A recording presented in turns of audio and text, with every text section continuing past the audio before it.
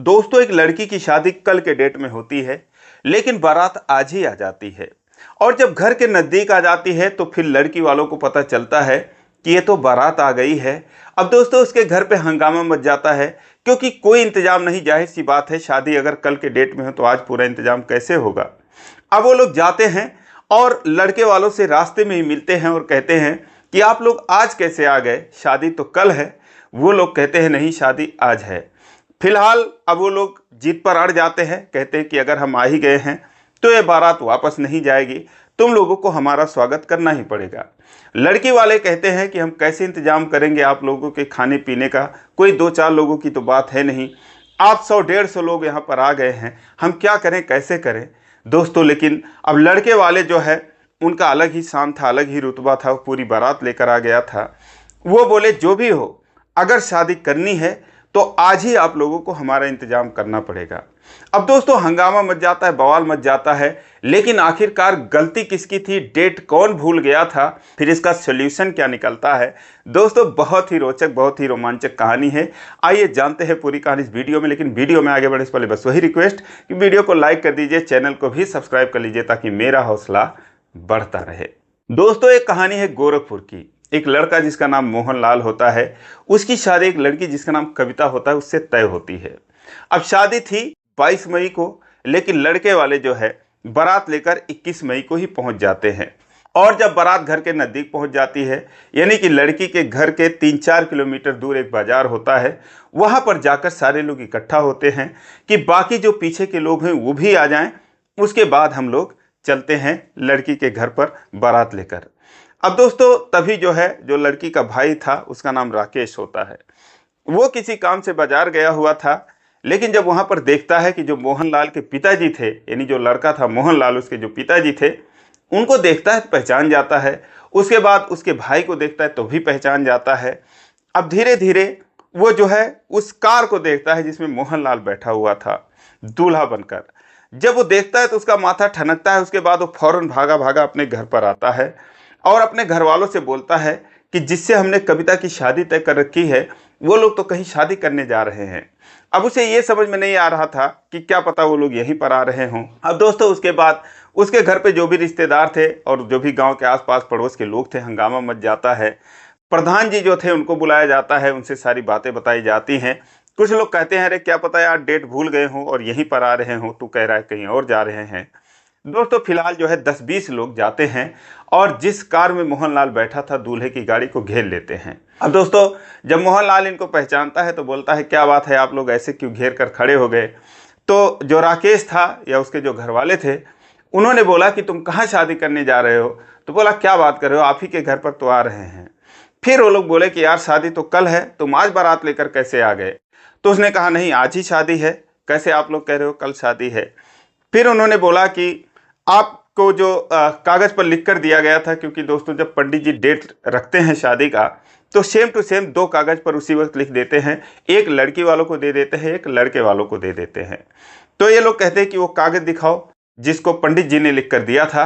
तो लड़के वालों ने तो कागज़ गुम कर दिया था, लेकिन जो राकेश था उसने अपने पर्स में रखा हुआ था। उसने बोला कि ये देखो 22 मई की डेट है।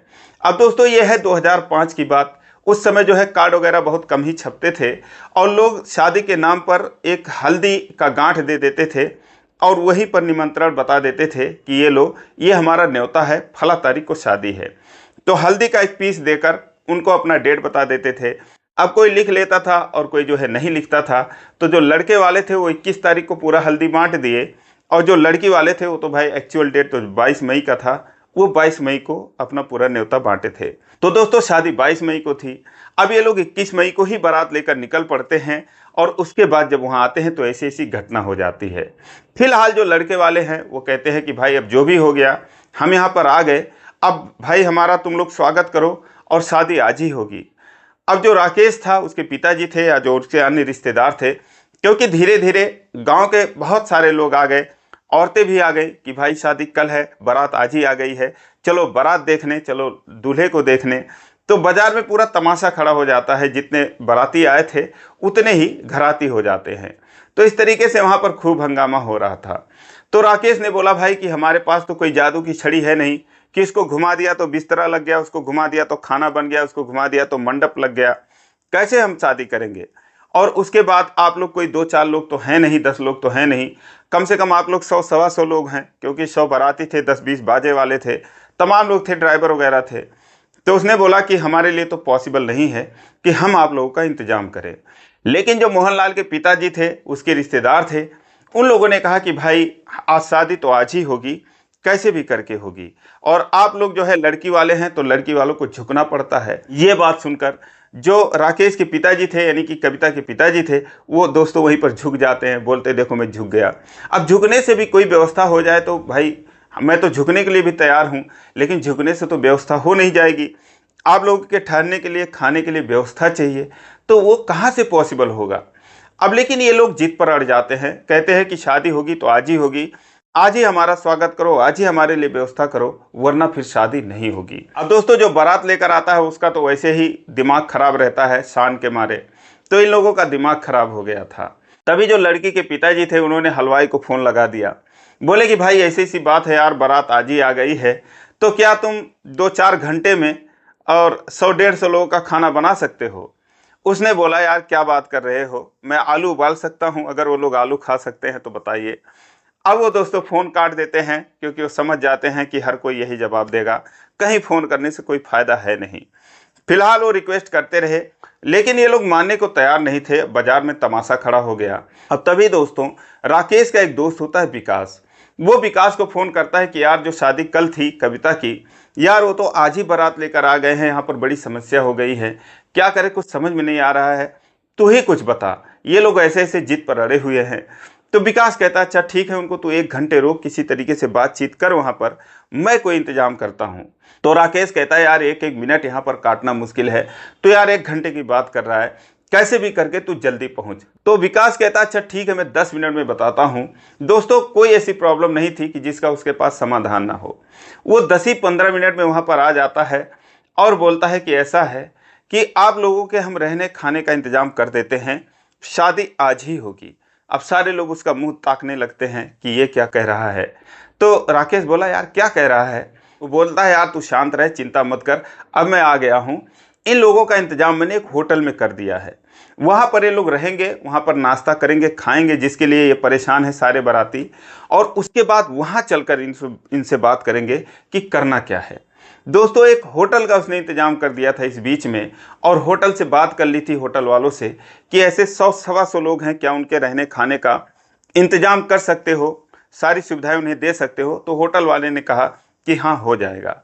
दोस्तों उसके बाद उन लोगों को वहाँ होटल पर ले जाया जाता है।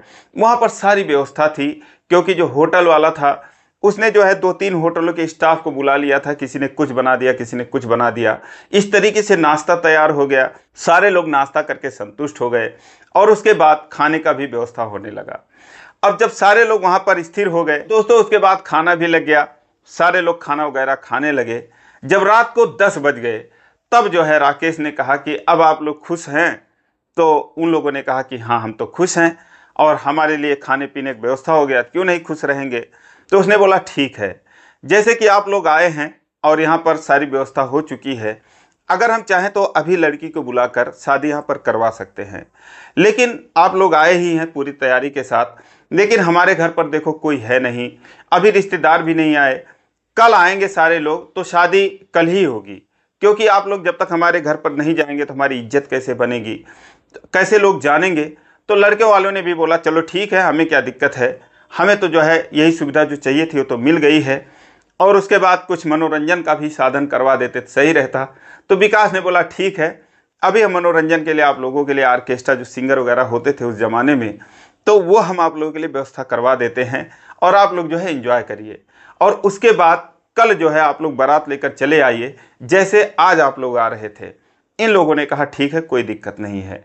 अब दोस्तों उसके बाद जो है ऑर्केस्ट्रा का भी प्रोग्राम हो गया। वहाँ पर जब सारा कुछ स्टार्ट हो गया तो विकास ने बोला कि भाई राकेश देख सारा कुछ हो गया है, अब चल घर पे यार व्यवस्था देखते हैं, कल की तैयारी करते हैं, इन लोगों को एंजॉय करने दो। वो लोग उन लोगों से इजाज़त लेते हैं, उसके बाद अपने घर चले जाते हैं। और इधर दोस्तों ये लोग रात भर अपना पार्टी चलती है, एंजॉय होता है, चाय कॉफ़ी वगैरह मिलता रहा, सब कुछ, कोई दिक्कत वाली बात नहीं थी। लेकिन दोस्तों जब सुबह हुई, वहाँ से विकास और राकेश चलते हैं होटल के लिए कि चलूँ वहाँ पर देखूँ कोई गड़बड़ी तो नहीं है, क्योंकि उस ज़माने में इतना मोबाइल वगैरह भी नहीं था, लैंडलाइन फ़ोन वगैरह चलते थे, किसी किसी के पास मोबाइल था। तो वो लोग जब यहाँ पर आते हैं तो आकर देखते हैं, जो होटल का मैनेजर था उससे पूछते हैं कि क्या हाल है भाई। तो कहते हैं क्या हाल है यार, इतने उजड़ हैं ये लोग, इतने नशेड़ी हैं, इतना हंगामा इतना बवाल किया जिसका कोई हिसाब नहीं। आर्केस्ट्रा हो रहा था तो लड़कियों को देख कर ही लोगों ने बवाल कर दिया। कोई दूसरा होता तो यार पुलिस वगैरह बुला लेता, लेकिन मैंने सोचा घर की बात है, चलो कोई बात नहीं, जो इनको करना है करने दो। और खूब यार रात भर नौटंकी किए और किस घर में रिश्ता जोड़ लिए यार। ये परिवार ही ठीक नहीं है, परिवार तो छोड़ो लड़का ही ठीक नहीं है। इतना पी रखा है, सारे के सारे नशेड़ी हैं, इतना पी रखा है जो लड़का, क्या नाम, मोहनलाल, कि पता नहीं वो उठेगा भी कि नहीं उठेगा बारात ले जाने के टाइम तक। अब दोस्तों जो राकेश था वो नजरें झुकाए सारा कुछ सुनता रहा। विकास ने बोला यार कहाँ शादी तय कर दिया कविता की। राकेश ने बोला यार क्या करूं, मैं तो मना कर रहा था, लेकिन जो पिताजी थे उन्होंने बोला कब तक बहन को बिठा के रखेगा घर में, और उन्होंने ही ये शादी तय कर दिया। मुझे वैसे भी नहीं पसंद था, शायद कविता को भी नहीं पसंद था, लेकिन अब क्या करें, शादी तो अब हो ही रही है। अब राकेश बोला कि ये बताओ बिल कितना हुआ आपका मैनेजर से। तो मैनेजर ने कहा कि बिल की चिंता क्यों करते हो, आप ही का होटल है। तो बोला मैं समझा नहीं। तो विकास ने बोला यार तू पहचानता नहीं इसको, आकाश है ये, भाई है मेरा छोटा। बोला अरे यार मैं तो पहचाना नहीं, इतना बड़ा हो गया ये 2 ही साल में। तो उसने बोला कि ये जो होटल है मैंने इसको चलाने के लिए दिया हुआ है, पूरा बिल्डिंग रेंट पर ले रखा है, पिछले 6 महीने से तो ये चला रहा है, अच्छा खासा काम कर रहा है, और ये इसी के बस का था जो इसने इंतजाम कर दिया, कोई दूसरा थोड़ी करता। अब जब ये बात राकेश सुना तो उसके भी जी में जान आई कि चलो अब तो कुछ कम पैसे लगेंगे। अब दोस्तों उसके बाद वो लोग वहाँ चले जाते हैं, क्योंकि सारे ही बाराती सो रहे थे अभी तक। उसके बाद 10 बजे के बाद उठते हैं लोग, नाश्ता करते हैं, कोई नहाता है कोई नहीं नहाता है, और उसके बाद फिर लंच करते हैं। फिर जो आकाश था मैनेजर था, उन लोगों से पूछा कि आप लोग बारात लेकर कब निकलेंगे, क्योंकि जो उनके ड्राइवर थे जिनसे वो आए थे, जो गाड़ी के साथ आए थे, तो गाड़ी वाले तो रुके नहीं थे, वो तो उसी वक्त चले गए थे। तो उसने कहा कि आप लोगों के लिए बस वगैरह कर देता हूँ, आखिर आप लोग बारात कैसे लेकर जाएंगे। जो कार थी वही बस रुकी थी दूल्हे के लिए। तो लोगों ने कहा हम कहाँ जाएंगे, अब वो लोग खुद लड़की लेकर आएंगे और यहीं पर शादी होगी। तो उसने बोला यार अजीब बात करते हैं आप लोग, क्या आप लोग लड़की के घर पर नहीं जाएंगे। तो मोहनलाल और उसके रिश्तेदार, उसके पिताजी, उन लोगों ने बोला नहीं जाएंगे, हम क्यों जाएं, उसने तो कल अपने दरवाजे पर हमको बुलाया नहीं। फिर आकाश ने बोला कि अरे उनके दरवाजे पर नहीं गए, उनकी मजबूरी थी, उनके पास व्यवस्था नहीं थी, लेकिन ये सब उन्होंने ही तो किया है, क्या यहाँ पर आपको कोई कमी दिखी। तो लोगों ने कहा नहीं हमें कोई कमी नहीं दिखी, लेकिन हमको शादी भी यहीं करनी है, हम नहीं जाएंगे उसके घर। अब दोस्तों आकाश ने संदेशा भिजवाया कि भाई यहाँ पर तो ऐसी ऐसी बातें ये लोग कर रहे हैं, और ये लोग कह रहे हैं कि हम बारात लेकर जाएंगे नहीं, और ये उनकी जिम्मेदारी है कि वो लड़की लेकर यहाँ पर आएँ और यहीं पर शादी होगी। अब एक बार फिर जो है लड़की के घर पर, कविता के घर पर हंगामा मच जाता है। सारे लोग फिर होटल आते हैं धीरे धीरे भाग कर, और जो औरतें थी वो भी चली आती हैं, औरतों के बीच में छुपकर कविता भी चली आती है कि जरा चलकर देखूं कैसा हंगामा हो रहा है, कैसे लोग हैं, इस तरीके से बवाल हो रहा है कल से ही। अब फिर सारे लोग जैसे बाजार में इकट्ठा हुए थे वैसे यहाँ भी इकट्ठा हो जाते हैं। फिर जो है मोहनलाल था, उसके पिताजी थे, सारे लोग, ज़्यादातर लोग नशे में ही थे।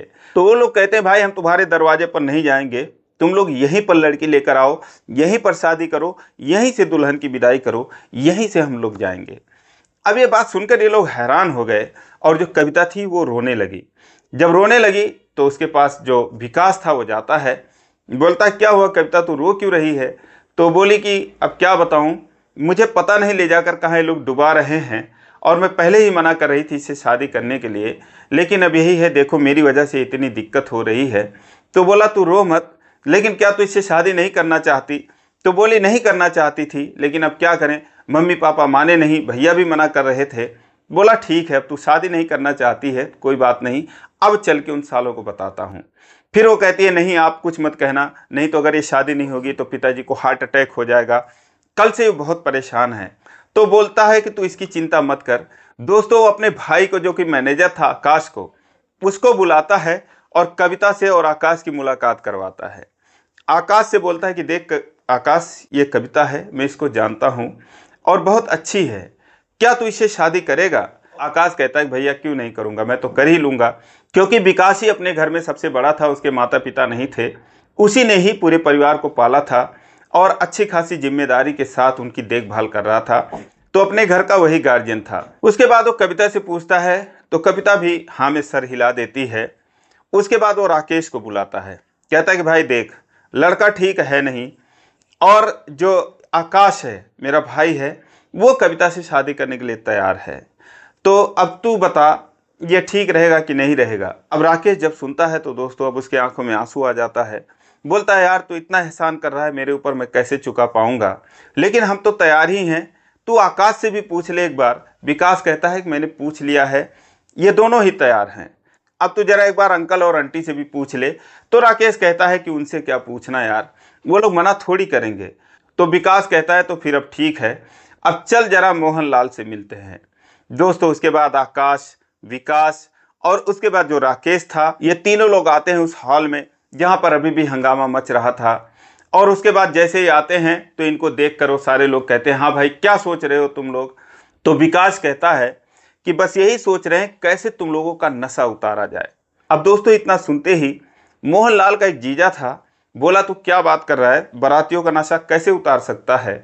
तैसे ही दोस्तों उसको एक जोरदार थप्पड़ लगाता है, बोलता है कि ऐसे उतार सकता हूँ, अब तुम लोगों की खैर नहीं है। दोस्तों उसके बाद उसने पुलिस को भी इन्फॉर्म कर रखी थी, तुरंत पुलिस भी आ जाती है, उनके सामने सारा माजरा सुनाया जाता है और ये भी कहा जाता है कि जो लड़की है वो अब इससे शादी नहीं करेगी। अब दोस्तों जब पुलिस सुनती है वो भी हैरान रह जाती है, कहती है कि तुम लोग कल से इतनी नौटंकी इन लोगों की बर्दाश्त कर रहे हो, अगर कल ही बुलाए होते तो कल ही लोगों को धक्के मारकर भगाना चाहिए था। एक तो अपनी गलती से आ गए, तुम लोगों ने इतनी व्यवस्था दी और उसके बाद आज भी कह रहे हैं कि आज भी यहीं रहेंगे, आज भी ऑर्केस्ट्रा चाहिए और यहीं पर बुलाओ लड़की की शादी करने के लिए। अब लड़की जब इनकार कर दी है शादी के लिए तो इन लोगों की खैर नहीं है। अब तुम लोग बस इसी में भलाई है कि जो भी होटल का बिल है इनका, ये सारा बिल अदा करो और उसके बाद जो भी तुम लोग का जुर्माना है वो जुर्माना दो और उसके बाद यहाँ से दफ़ा हो जाओ। क्योंकि उन्होंने दूल्हे को भी देखा, उसने पी रखा था, उसके भाई ने भी पी रखा था, रिश्तेदारों ने पी रखा था। तो पुलिस वालों ने कहा तुम लोगों की खैर नहीं है। दोस्तों उन्हीं के सामने सारा कुछ समझौता हुआ और उसके बाद वो लोग जो है वहाँ से छुट्टी पाए, वो अपने घर पे गए बिना दुल्हन को लिए। और दोस्तों फिर एक हफ्ते बाद आकाश और कविता की शादी होती है। आज ये दोनों अपनी लाइफ में बहुत ही शानदार तरीके से रहते हैं। आज इनकी शादी को करीब 19 साल हो गए हैं। दोस्तों आज इनके 3 बच्चे हैं, सारे बहुत ही खुश हैं। तो दोस्तों ये रही कहानी, आपको कैसी लगी कमेंट करके ज़रूर बताएं और अच्छी लगी तो इसी प्रकार की कहानियों के लिए चैनल को सब्सक्राइब कर लीजिए। वीडियो को लाइक नहीं किया तो लाइक कर दीजिए। फिर मिलेंगे अगले वीडियो में, तब तक के लिए जय हिंद।